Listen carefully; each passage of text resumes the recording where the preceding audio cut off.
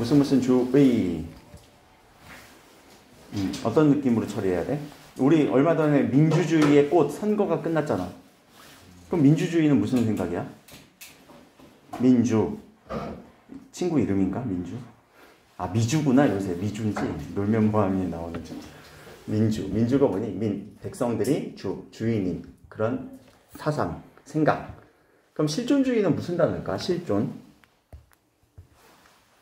처리 안 되면 그냥 뒤에 해석 이제 읽으면 돼. 근데 이 단어를 봤을 때 아, 이거 이런 단어겠구나 라고 생각해도 여러분들 읽는데 배경 지식이 되거나 혹은 예측하는 데 도움이 될 거예요. 실제 존재한다라는 단어 아닐까? 한번 읽어봅시다. 자, 현대과학기술 문명과 전쟁 속에서 비인간화되어 가는 현실을 고발하는 과정에서 등장한 철학 사조입니다. 자, 실존주의가 무엇이다라는 설명 아니었네요. 이거는 이렇게 등장했습니다. 뭐라고 이렇게 좀 정리해주면 좋을까? 이런 상황에서 등장했습니다. 배경이라고 보면 되겠네요. 그쵸? 실존주의의 배경이라고. 한 문장이 안 끝났는데 배경도 얘기했고요. 두 번째, 개인으로서의 인간의 주체적 존재성을 강조한다. 이것이 하나의 정의겠네요. 실존주의의 배경과 정의, 무엇인지 특징 정리한 거예요. 핵심 단어를 그럼 뽑으라고 한다면 인간의 주체적 존재성 강조. 주체적 존재성 강조. 그리고 어느 배경을 갖고 있어요? 과학기술 문명 발달, 그리고 비인간화되어가는 현실을 고발했습니다. 비인간화, 인간이 아닌 느낌으로 그렇게 간대요. 전쟁 속에서. 현대 전쟁 속에서 어떤 실존주의가 발생하게 된 전쟁, 무슨 전쟁이 있을까? 세계대전. 맞아요. 세계대전. 1, 2차 세계대전을 겪다 보니까 사람들이 비인간화되고 있어요. 왜 사람과 사람, 문명은 발달하건데 오히려 그거에 대한 후유증이 너무 컸던 거지. 거기에서 이제 실존, 인간의 주체성, 존재를 고민하게 돼요. 이 실존주의는 어느 정도 여러분들이 철학 사조이지만 감은 좀 갖고 있어야 돼요. 나중에 내년이라든가 혹은 교과서에도 이 실존주의를 반영한 작품들이 수없이 많이 나오거든요. 그래서 실존주의가 무엇인지는 일단 자신의 존재에 대한 고민을 막 하는 거예요. 자, 사르트르라는 사람 이름 알고 있으면 좋고 몰라도 괜찮아요. 이름에 매몰되진 않으면 좋고. 실존주의를 대표하는 철학자입니다. 이전 철학자들은 사르트르의 생각이니? 아니지? 그럼 구분해 주셔야 돼. 이제 철학이라고 하는 사람의 생각에 대해서는 막 생각이 뒤죽박죽 나올 수도 있다라고 얘기를 했잖아요. 인간의 본질이 무엇이냐는 그런 물언을 탐구했다면 이거는 이전 철학자의 생각. 그 다음에 사르트르는 개인의 실존 문제를 여기는 사르트르의 생각이지. 사르트르는 개인의 실존을 문제를 삼았습니다. 그의 사상은 실존은 본질에 선행한다라고 집약했대요. 자, 실존은 본질에 선행한다라는 이 문장을 한번 관계를 따져보자. 선행이란 단어는 선행학습 했니? 수학 다? 방학 때? 그 선행 무슨 말이야? 먼저 앞서서 행한다라는 거지. 누가 누구에게? 관계를 따져볼까? 실존이 본질이 뭐다. 그렇지. 실존이 먼저란 얘기예요. 실존이 먼저고 그 다음에 본질이란 얘기예요. 이게 사르트르의 생각. 자, 여기서 본질은 어떤 존재가 그 무엇이라고 정의될 수 있는 성질이고요. 실존은요, 자기의 존재를 자각하면서 존재하는 주체적인 상태, 주체적 상태. 자, 이렇게 관계를 좀 잡아주세요. 실존과 본질의 관계예요. 무슨 말일까? 실존이 먼저라는 얘기는. 모르겠으면 밑에 설명했겠지. 실존주의에 대한 설명이니까. 이해하신 분들은 이해하시고 아니면은 밑에서 설명할 거예요. 자, 무신론자였던 특징. 사르트르는 특징이죠. 관용절로 지금 설명해주고 있죠. 자, 인간은 사물과 달리 본질이나 목적을 가지고 판단할 수 없다고 보았습니다. 그럼 여기서 유추 한번 해볼까? 그럼 사물은 뭘로 판단할 수 있는 거야? 본질이나 목적을 가지고 판단할 수 있다. 정리. 사물은 목적, 본질로 판단 가능.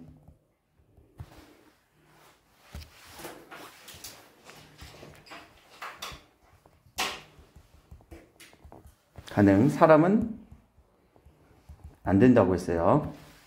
자, 예를 들어 그러면 본질로 판단되는 게 뭔지 보자. 연필은 처음부터 쓴다라는 목적 때문에 만들어지는 거죠. 그래서 무엇인가 쓴다라고 하는 거 앞에서 맞춰볼까? 무엇인가 쓴다 무슨 말일까? 목적이에요. 목적을 가지고 판단할 수 연필, 사물, 있다. 그래서 연필의 본질이므로 이 연필의 본질이 누가 먼저 나왔다는 얘기예요. 요 한 문장. 연필은 존재는 그 본질로부터 나온다. 누가 먼저 나왔다는 얘기야? 사물은 존재는 그 본질로부터 나온다. 본질이 먼저란 얘기죠. 자, 그러면 좀 다르네요. 여기서는 사물은요. 본질이 먼저고요. 그 다음에 존재하는 거예요. 실존. 서로 방향이 좀 다르죠. 이런 건 문제 내기 너무 쉽겠다. 방향성만 바꿔주면 내용 일치 문제에서.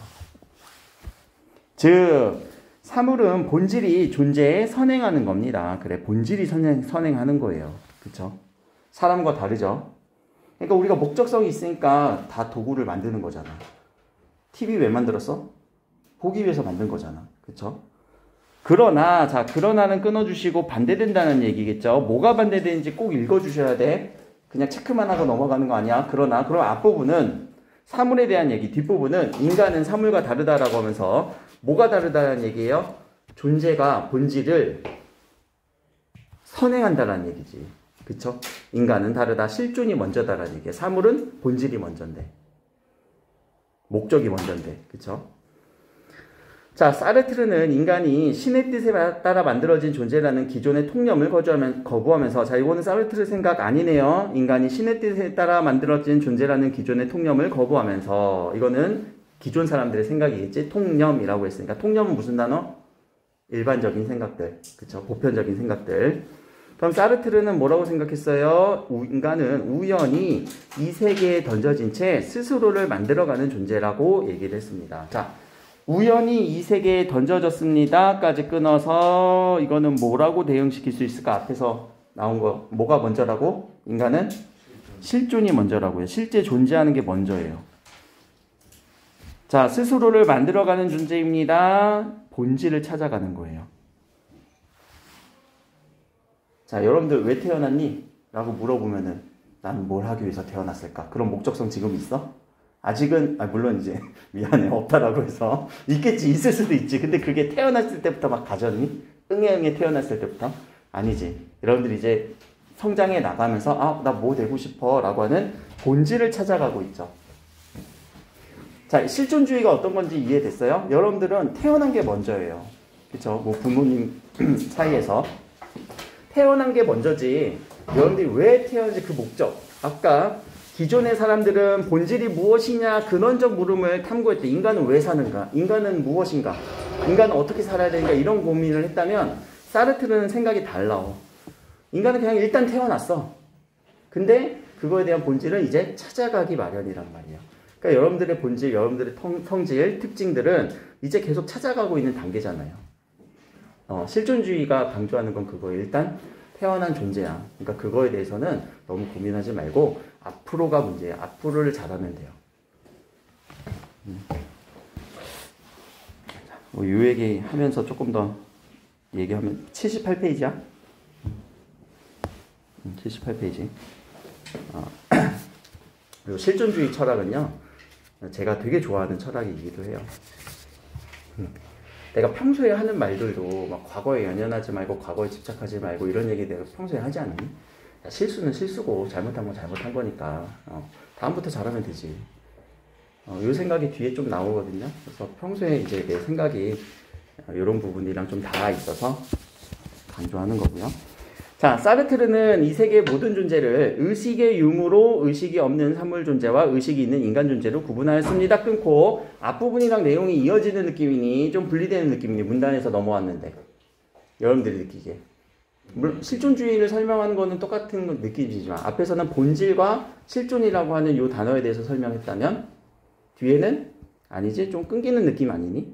이렇게 여기는 의식의 유무로 분류한 거잖아. 변경이 혹시 여기 읽어왔어? 안 읽어왔어? 그럼 앞부분 잠깐만 정리할게. 앞부분이 뭐냐면 사람은 태어난 게 먼저라고 본질 찾아가는 건 나중이야. 근데 사물은 달라. 사물은 목적이라든가 본질 때문에 만들어지는 거예요. 연필은 왜 만들어질까? 쓰기 위해서. 그 내용이 잠깐 정리된 거예요. 그거 이해하고 따라오셔야 돼요. 자, 이 세계의 모든 존재를 의식의 유무를 기준으로 의식이 없는 사물 존재와 의식이 있는 인간 존재로 구분하였습니다. 그리고 사물 존재를 즉자 존재로, 단어 되게 어렵네. 즉자 존재. 인간 존재를 대자 존재로 명명하였습니다. 명명이란 단어 뭐니? 명명. 이름을 짓다, 붙여준다라는 거죠. 여기서 즉자 존재라고 하는 것은 또 생각이 계속 바뀌죠. 즉자 존재는 자기의식이 없어요. 특징. 그래서 그런 상태로 계속 남아있는 거예요. 대자 존재라는 건요. 자기의식이 있어요. 의식이 있는, 의식이 없는, 그치?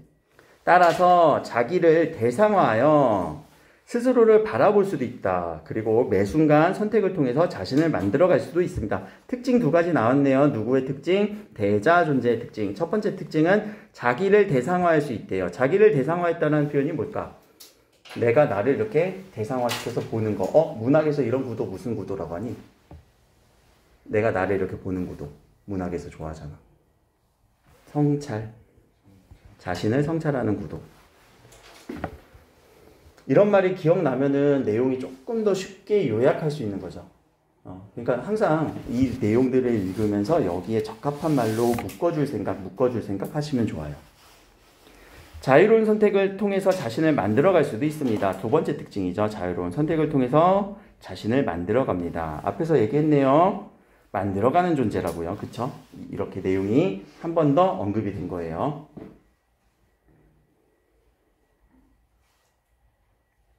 두 가지겠어요. 즉자 존재, 대자 존재. 자, 그런데는 내용이 전환되니까 잠깐 끊어줄 수 있겠네요. 그럼 여기까지는 즉자 존재, 대자 존재 얘기를 했고요.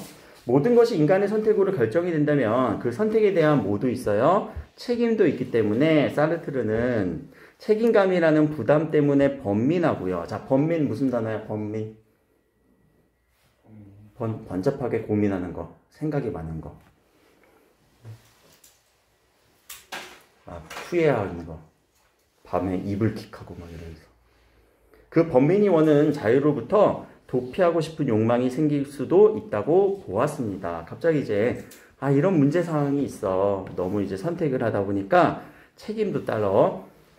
그래서 이런 것들로 도피하고 싶은 욕망도 생길 수도 있다라고 얘기를 하는데 이 책임감 대해서 저는 이제 자기 예시화로 한번 설명을 할게요. 제가 원래 그렇게 책임감이 있던 사람이 아니거든요. 옛날에는 20대 때만 해도 그리고 20대 후반 그 정도까지만 해도 책임감이 진짜 막 별로 없어서 됐어 안 해 이러면서 약속도 오늘 못 가겠다 취소해 이러면서 되게 책임감이 없었는데 나한테 책임감을 안겨준 딱 한 사람이 있었어. 그게 이제 한 3년 된 우리 딸이거든요. 와, 이게 내 이제 아이가 태어났다라는 이 생각을 하니까 잠이 안 오는 거야. 그 순간부터 임신 소식을 알고 나서부터 책임감이 엄청나는 거야. 번민을 하고 있었지. 딸이 날 닮으면 어떡하지? 머리가 크면 어떡하지? 딸이라는 소식을 듣고 아들이면 괜찮은데 머리가 크면 어떡하지? 만약에 또 이제 뭐 여러 검사를 하는데 건강이 이상 있으면 어떡하지? 막 되게 고민도 하고 막 그랬던 것 같아. 부담감이 엄청 났던 것 같아.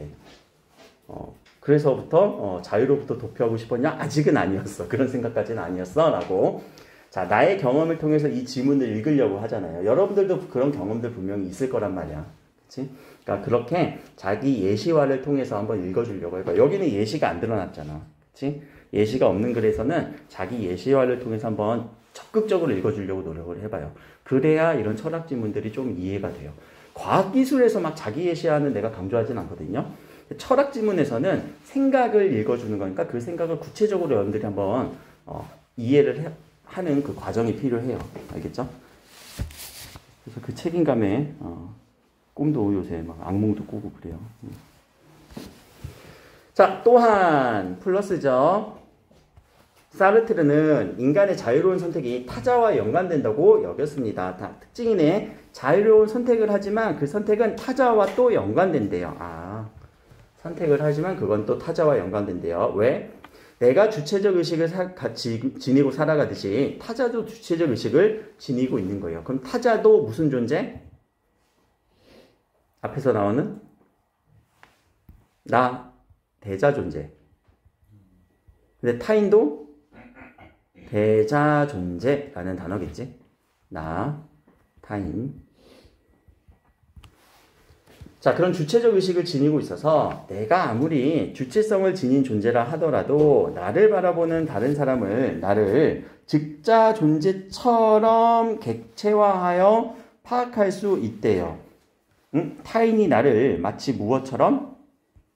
즉자 존재처럼 볼 수 있대요. 그럼 나를 사물로 본다는 얘기인가? 그러니까 이렇게 막 생각을 우리가 읽어주는 게 헷갈리잖아.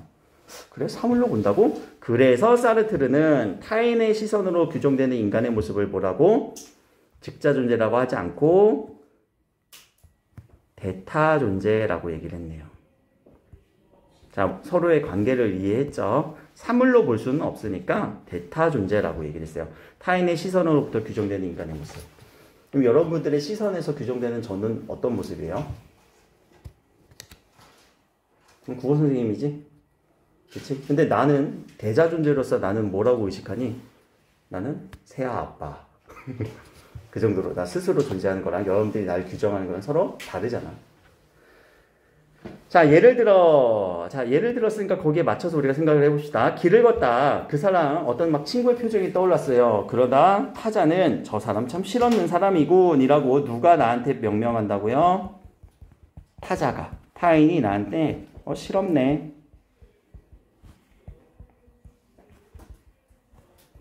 실없네 라고 얘기를 하죠. 그럼 이 실없는 사람이 즉 대타 존재가 되는 거죠. 실없다라고 표현하는 요 부분이 대타 존재로서 규정이 되는 거죠. 참 저 사람 실없는 사람이군. 근데 나는 그냥 내 주체의식을 가지고 생각을 했을 뿐인데 친구가 되게 웃겼어. 근데 어떤 사람이 보기에는 나를 실없네 라고 표현을 할 수도 있다는 얘기예요. 여기서 되게 중요한 거. 실없다라고 하는 이런 이런 다른 사람의 평가잖아. 이 평가를 어떻게 해야 된다고 얘기를 할까? 사르트르는. 한번 생각을 해보자. 그걸 어떻게 해야 된다고 했을까? 다른 사람에 대한 이런 분명히 평가들이 있을 거란 말이야. 그런 평가에 대해서. 읽은 사람들은 알 거고, 안 읽은 사람은. 다른 사람이 나를 이렇게 평가를 한대. 그럼 그 평가에 대해서 어떻게 좀 마음가짐을 가져야 될까? 읽어봅시다. 자, 그런데 이런 시선은 타자만 나한테 보내는 게 아니야. 나도 타자한테 보낼 수 있어. 나도 이 사람한테 대타 존재로 규정할 수 있어. 실없는 사람, 너는 못생긴 사람. 이런 식으로. 평가를 우리 막 평가를 하잖아. 대타 존재로도 할 수 있어요. 자, 여기서 이제 문장 문제 나왔네요. 기억. 왜냐하면 무엇이기 때문이다. 그럼 뭐 때문에 타자에게 보낼 수 있는 거니? 지금까지 이어진 쭉 요 문단의 내용을 중심으로 보면은 둘 다 어떤 존재예요? 대자 존재이기 때문에 그렇지. 자기 의식이 있고요. 그리고 타인을 대타 존재로서 규정할 수 있는 사람들이기 때문이죠. 그렇죠? 이 내용을 맞춰서. 그럼 이 문제는 바로 한번 풀어봅시다. 18번 문제. 시간 드릴게요.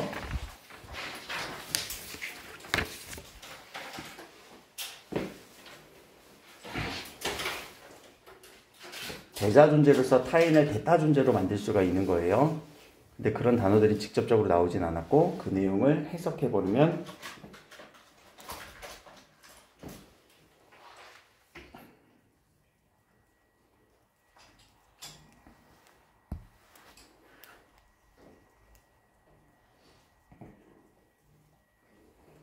몇 번으로 보여 혹시? 몇 번 같아?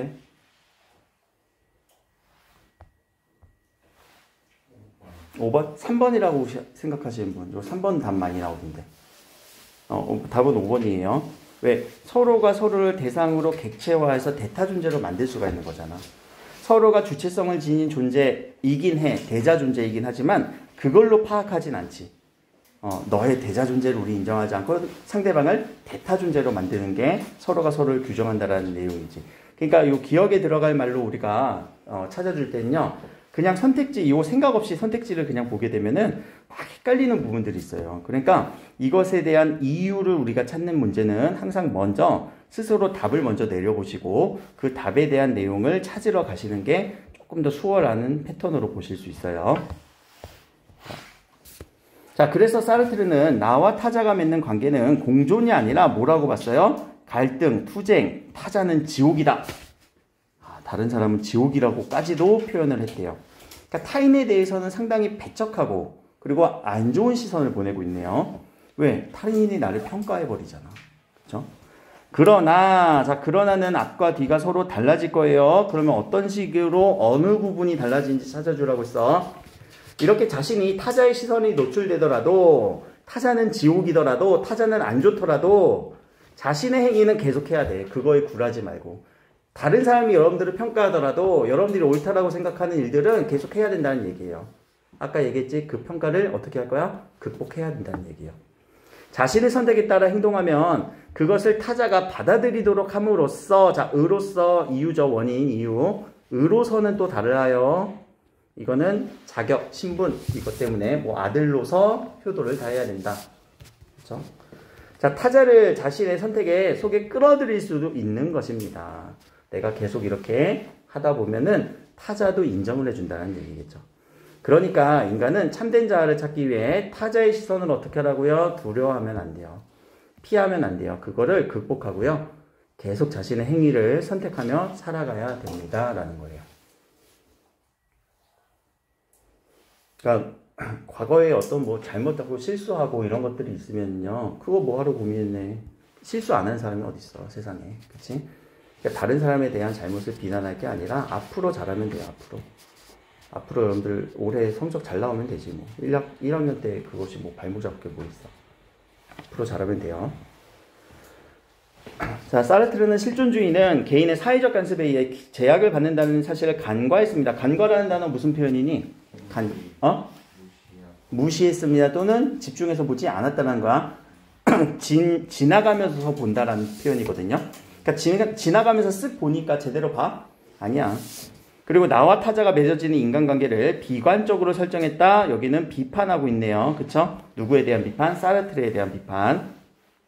하지만 달라. 실존주의 주체성을 상실한 채 획일화되는 우리의 삶을 반성하게 해주고 성찰하면서 주체적이고 개성적인 삶을 살아가도록 여러분들의 선택에 의해서 오늘날까지도 높게 평가되고 있습니다. 라고 볼 수 있습니다. 내용이 어려운 것 같지만 생각보다 어렵진 않지. 실존주의가 뭔지 여러분들이 좀 배경 지식을 좀 쌓으면 좋고요. 이 실존주의 문학이요. 혹시 김춘수의 꽃 들어봤니? 꽃?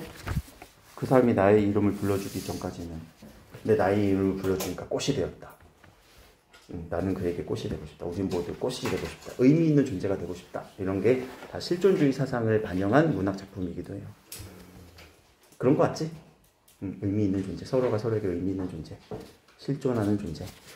자, 윗글의 표제와 부제인데, 자, 요 표제는 큰 제목이죠. 부제는 서브 타이틀이에요. 메인 타이틀, 서브 타이틀. 그러면 아래서 우리가 찾아줄 때 제목들은 뭘 해야 되는 거냐면 포괄할 수 있어야 돼요. 포괄. 어느 한 부분만 들어갔다고 해서 이거는 선택을 하면 안 되고요. 모든 부분을 포괄할 수 있어야 돼요. 자, 그러면 바로 갑시다. 답은 4번인데 실존주의 특성에 대해서 쭉 설명을 했죠. 뭐 대자존재도 있어, 대타존재도 있어. 마지막에 의까지도 설명을 했죠.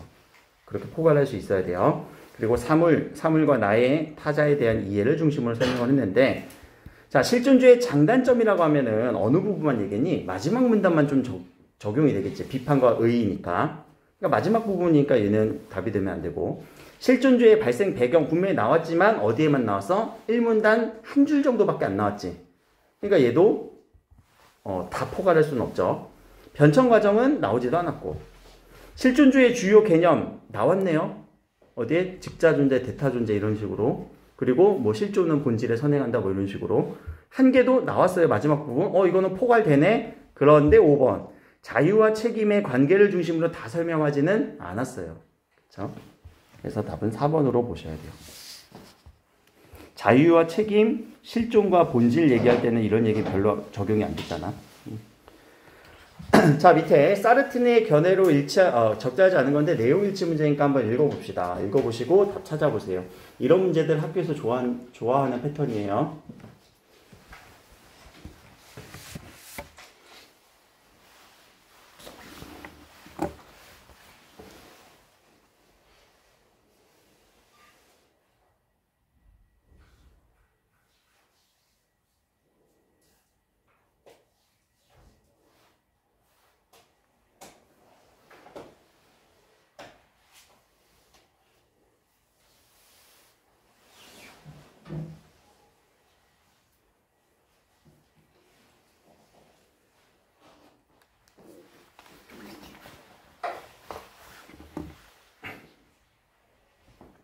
내용일치 문제니까 분명히 어딘가 틀려야 되는데.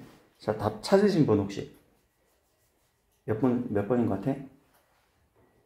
없는 사람은 못 찾은 거지. 이거 뭐야, 이거. 막 5번까지 다 읽었는데 답을 못 찾은 사람은, 요 문제를 만드는 스킬에 지금 당한 거예요. 낚인 거예요. 답은 1번. 그럼 1번은 어디가 틀렸어? 그걸 찾아보자. 1번은. 사물은 어디에서 나온다고? 존재. 그치. 본질은 존재에서 나온다. 누가 먼저 나온다는 얘기예요. 지금 요 말은요. 존재에서 본질이 나온다는 얘기죠. 아니야. 사물은 이렇게 나오지 않아. 본질에서 혹은 목적에서 존재가 나오는 거지. 관계가 지금 달라졌죠. 이런 부분들은 분명히 관계성을 딱 뒤집어 버려갖고 오답으로 만들기 편해요. 잘 찾아주셔야 되고. 넘어갑시다. 자, 19번 문제 같은 경우는 이 두 사람의 생각을 서로 비교 판단하는 비판적 문제죠. 비교 판단해 보라는 거예요. 비판이 이제 뭐 나의 생각으로 비판하는 건 수행평가의 영역이고, 이렇게 문제와 선택지 객관화 시킬 때는요, 객관식 문제로 만들 때는 거기에 제시된 생각을 나의 생각이라고 생각하셔야 됩니다. 자, 유신론적 실존주의자인 이 사람은, 자, 여기까지 읽고 앞에 사르트르랑 다른 부분 있죠. 79페이지. 이제 유신론. 아까 사르트르는 무신론. 이게 좀 다르네요. 근데 실존주의는 공통점이네요. 인간은 스스로의 결단을 통해 자신의 삶을 결정할 수 있습니다. 라고. 이것도 공통점이네. 결단하는 거, 책임을 지는 거, 선택을 하는 거 비슷하니까. 근데 과정을 나누었대요. 사르트르는 과정 이런 거 얘기하지 않았던 것 같아. 첫 번째 과정, 미적 실존. 그리고 윤리적 실존. 그리고요, 절망을 느끼면서 이걸 극복하고 나서 나중에 종교적 실존. 유신론자니까 종교적 실존을 얘기했겠구나. 라고 선택을 한다고 주장을 했습니다. 여기까지. 자, 그러면은 두 사람을 우리가 읽어줄 때, 자, 손에 이제, 요렇게 우리 선택지 나눠주는 거는 바로바로 되시죠? 선택지를 나눠서 1번. 사르트르는 신에 의존하지 않는 삶을 추구했겠군. 맞아요? 틀려요? 무신론자니까 맞지? 그리고 키르케고르는 유신론자니까 다른 거 맞네요. 자, 이렇게 앞뒤가 맞아야 돼요. 일단 그럼 지워주시고 틀린 거 고르는 거니까. 자, 키르케고르는 자아 실현의 과정이 단계별로 진행된다. 3단계라고 얘기했네. 사르트르는 단계를 얘기하지는 않았네요. 그러면 지워주시고. 3번 모두니까 공통점이에요. 자신의 삶을 주체적으로 결정합니다. 그치, 사르트르도 선택한다라고 얘기했고 여기서 주체적으로 결정한다라고 얘기했으니까 그 둘의 단어가 문맥적으로 일치하죠. 사르트르 모두 참된 자아를 찾기 위해 극복해야 될 대상이 있다라고 여겼겠고, 자, 여기서는 이것을 극복해야 된다라고 얘기를 했어요. 절망을 극복하라고 했어요. 사르트르는 뭘 극복하라고 했니? 타인의 시선을 극복하라고 얘기를 했죠. 오케이. 그러니까 공통점 맞네요. 그럼 5번은 어디가 틀렸어요? 키르케고르는 윤리적 규범, 사회적 간섭 이거 지키는 거 중요하다라고 해서 윤리적 실존이라고 얘기했지만, 자, 사르트르 얘기를 봅시다. 비판하는 부분 한번 가볼까? 뭐에 대해서 간과할 때? 사회적 간섭에 의해 제약되는 거. 윤리. 사회적 윤리.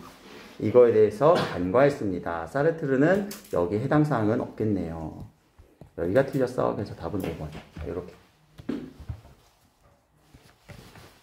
자, 20번 문제는 사례 적용 문제죠. 앞에서 나왔던 여러 가지 개념들을 여기서 구석구석에 한번 배치시켜 봅시다.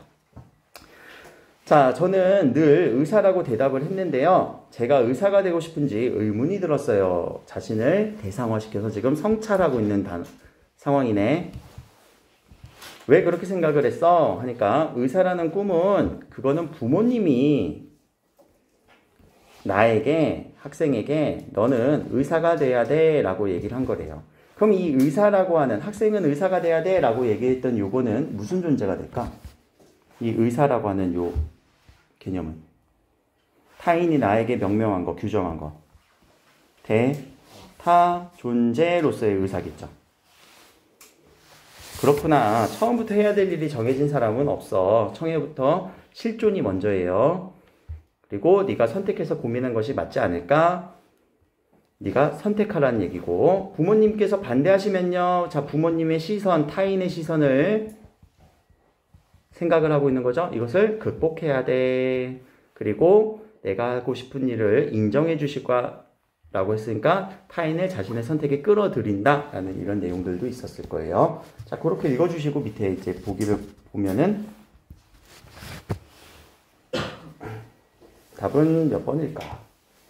찾아보세요.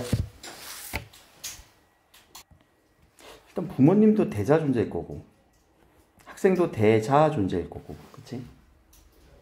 즉자 존재는 여기 나오면 안 되지. 사람과 사람 간의 관계니까. 1번 선택지는 장래희망과 관련해 스스로를 대상화하고 있건 성찰하고 있건 그렇게 보면은 적절한 것 같고, 2번이 틀렸지? 자, 2번에서도 문장 성분 제대로 한번 끊어봅시다. 어디까지? 부모님의 기대를 의식하는 학생은, 부모님의 기대를 의식하는 학생은, 부모님의 기대 뭐예요? 부모님의 기대 의사가 되는 거예요 라고 하면, 부모님의 기대까지만 끊으면 의사가 되는 거야 라고 하면은 대타 존재라고 볼 수 있거든. 아니, 근데 부모님의 기대를 의식하는 학생은 대타 존재라고 하면 안 되지. 대자 존재로서 의식한다라고 해야죠. 주체적 의식을 갖고 있는 거니까. 부모님의 기대가 들어가니까 이거는 대타 존재겠네요. 의사라고 생각했으니까 아니에요. 문장 성분을 제대로 끊어서 보면은 이 학생은 대타 존재에 해당하겠건, 학생 스스로가 느끼는 건데 대타 존재는 남이 평가하는 거잖아. 그치? 그러니까 요 부분이 틀린 거예요. 여기서 우리가 틀린 이유는 부모님의 기대 때문에 여기에 꽂혀갖고 이 문장 성분 제대로 파악 안 하면은 틀릴 가능성 높아요. 요 문제는 대자 존재인 거예요. 학생은. 자, 선생님은 선천적으로 주어진 본질은 없어요. 여러분들이 만들어가는 거죠. 그리고 부모님도 대자 존재. 학생은 타인의 시선을 고려하고 있다. 이 정도까지 찾아주시면 되겠네요.